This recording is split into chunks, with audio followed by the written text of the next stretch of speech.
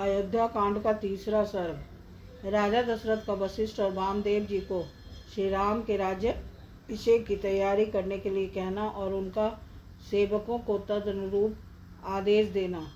राजा की आज्ञा से सुमंत्र श्री राम को राजसभा में बुला लाना और राजा का अपने पुत्र श्री राम को हितकर राजनीति की बातें बताना।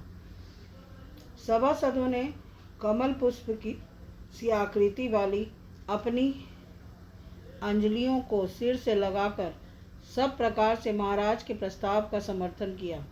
उनकी वह पद्मांजलि स्वीकार करके राजा दशरथ उन सब से प्रिय और हितकर वचन बोले।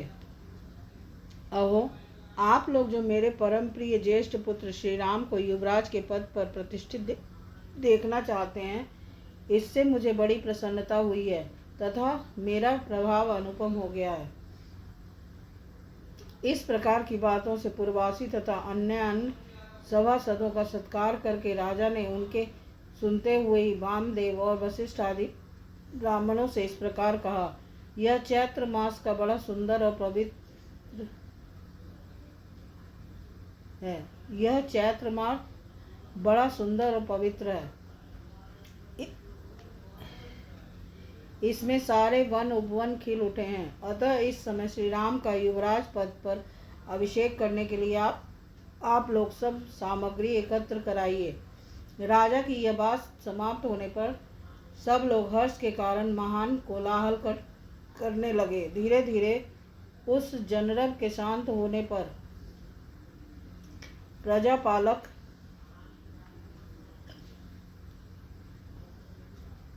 नरेश दशरथ ने मुनि प्रवर वशिष्ठ से यह बात कही। भगवान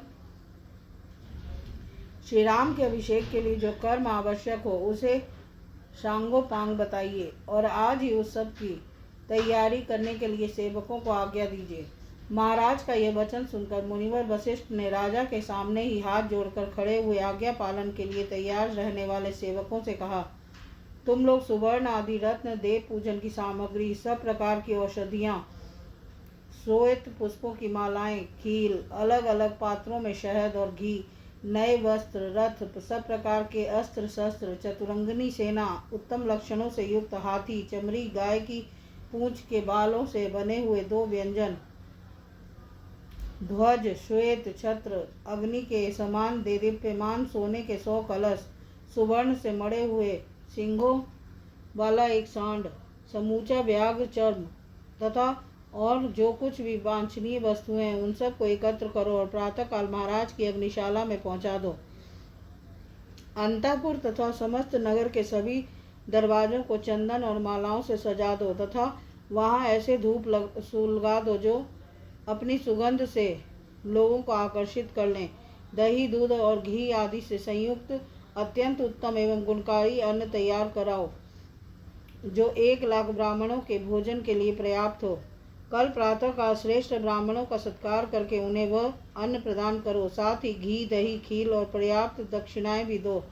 कल सूर्योदय होते ही स्वस्ति वाचन होगा, इसके लिए ब्राह्मणों को निमंत्रित करो और उनके लिए आसनों का प्रबंध कर लो।